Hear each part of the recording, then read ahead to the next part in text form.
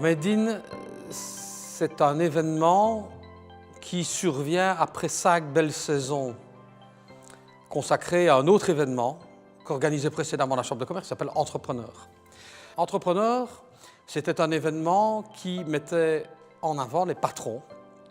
Et nous avons eu beaucoup de succès avec cet événement, qui était un événement d'un nouveau genre à la Chambre de commerce à l'époque, puisque à la fois il était restrictif, ce qui était la première fois, parce qu'habituellement on avait l'occasion d'accueillir tout le monde. Là, c'était réservé aux dirigeants d'entreprise qui employaient plus de 10 personnes.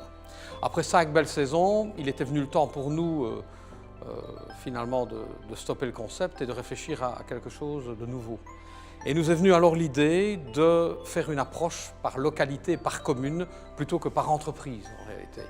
On a commencé avec le premier Made in, le Made in à Malmedy, où là, il fallait aller rencontrer les autorités, rencontrer les entreprises et construire ce projet. Il fallait expliquer et montrer que c'était un projet qui allait pouvoir mettre en avant le potentiel d'une commune, le potentiel économique, le potentiel de fabrication, de production, et donc montrer qu'au travers notre mission de networking, on pouvait aussi faire en sorte qu'on mette en avant le potentiel de ces entreprises. Et donc on s'est attelé à pouvoir contacter, prendre notre bâton de pèlerin, aller voir les entreprises et leur dire que c'était un projet pour elles.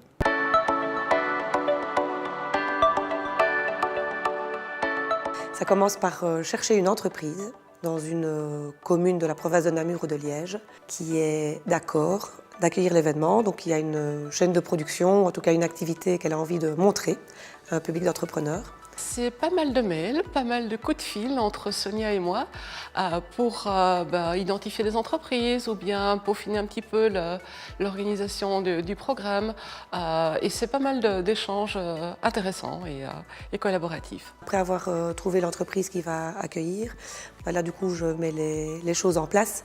Donc c'est contacter un traiteur, également Electrovox qui est notre partenaire audiovisuel sur tous les événements, donc il vient installer la régie, l'écran pour pouvoir diffuser les films durant la soirée. Avant ça, on réalise l'invitation, une invitation papier qui est envoyée à nos membres.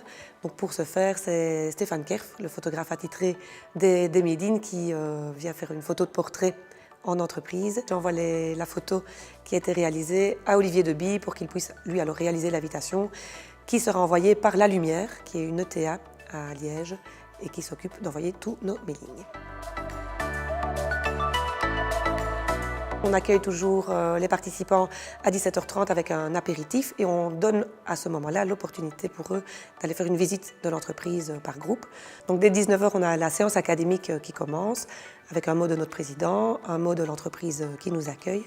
Et ensuite, on a le portrait socio-économique de la commune dans laquelle on s'arrête, qui est dressé par l'ASPI ou par le BEP. Et puis les reportages vidéo des entreprises qui ont été filmés par la boîte à com. L'objectif de ces séquences qui sont de plus en plus courtes, c'est d'extraire l'ADN des entreprises, des marques, des produits, des personnes qu'on rencontre, pour essayer en un instant, 2 minutes, 2 minutes 30, de faire plus ample connaissance avec une structure, vraiment avec une extraction d'ADN. On aime bien cette expression dans la boîte à com puisque ça nous oblige à aller à l'essentiel. Le fil d'entreprise, ça permet, on doit communiquer vers l'extérieur via les différents réseaux sociaux, via différents systèmes en place au jour d'aujourd'hui. Et ce film, ça nous permet d'avoir une belle carte de visite que l'on peut montrer à nos clients ou à nos partenaires. C'est devenu pour nous, ce film-là, un outil vraiment essentiel dans notre communication. Et si vous allez sur notre site, vous pourrez voir d'ailleurs, il y a toujours le petit logo Made in qui se trouve dans un coin. Voilà, un grand succès dont nous sommes très heureux.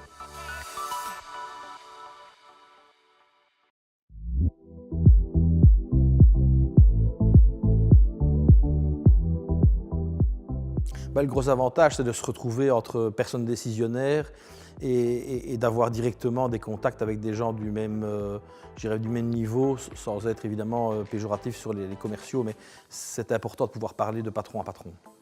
Je n'y vais quasiment que pour Sonia, et un peu Solange. Soutenir toutes des initiatives qui visent à promouvoir l'entrepreneuriat en Wallonie, pour nous c'est essentiel. Grâce à Made in, des patrons peuvent mettre en avant leur entreprise, créer des contacts, faire du business. Et donc chez CBC, nous soutenons notre région, la Wallonie et les entrepreneurs qui s'y développent. Participer à un Made in Flémal, c'est quelque chose de positif pour l'entreprise, aussi positif pour son image.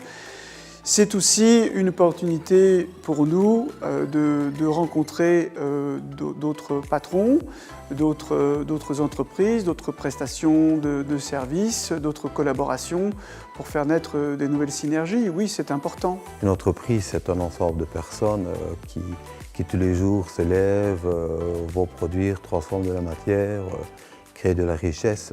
C'est une activité qui a autant d'intérêt, autant d'équivalent qu'une activité sociale, sportive ou culturelle. Voilà, c'était vraiment montrer ce que l'ensemble des collaborateurs chez nous pouvaient faire au sein de la société Neles.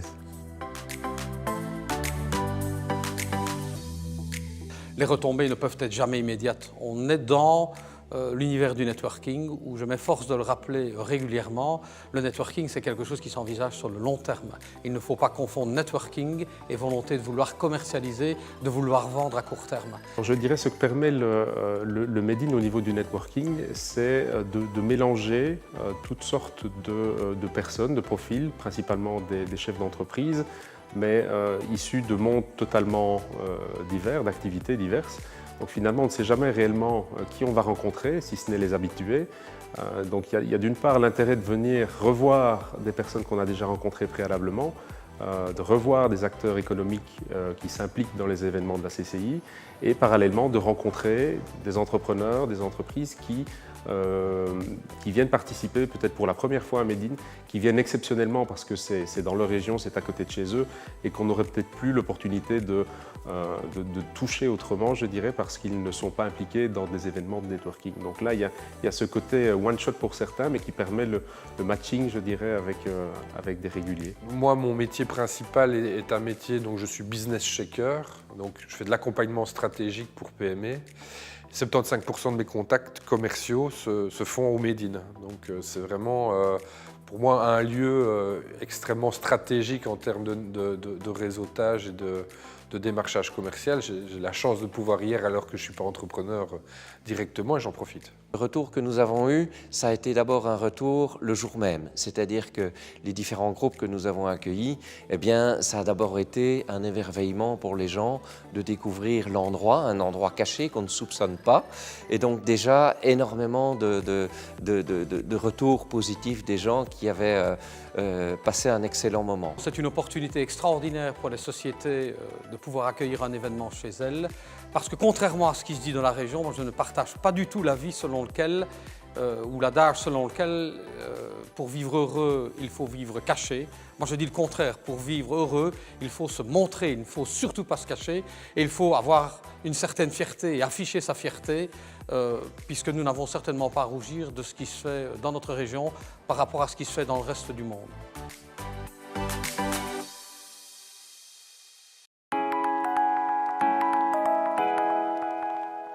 Ma première présentation complètement catastrophique, mais vraiment complètement catastrophique. Avec François Fornieri, je ne lui ai jamais adressé la parole que cette fois-là, qui m'a dit « Monsieur Servet, il ne faut pas vous excuser de vous planter ». Là, je l'ai bien appris, celle-là.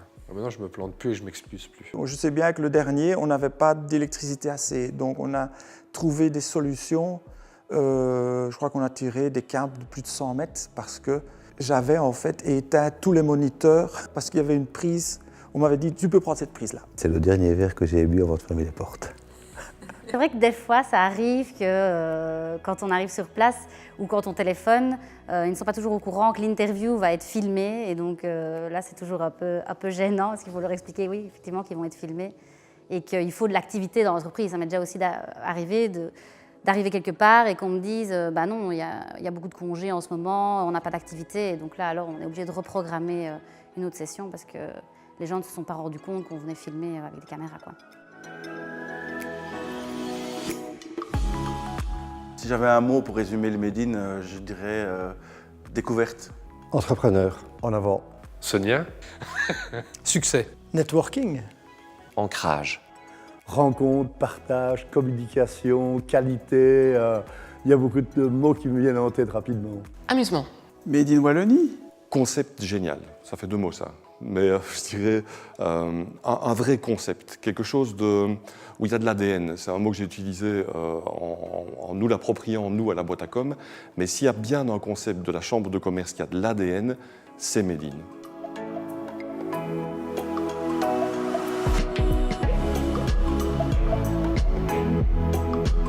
Merci.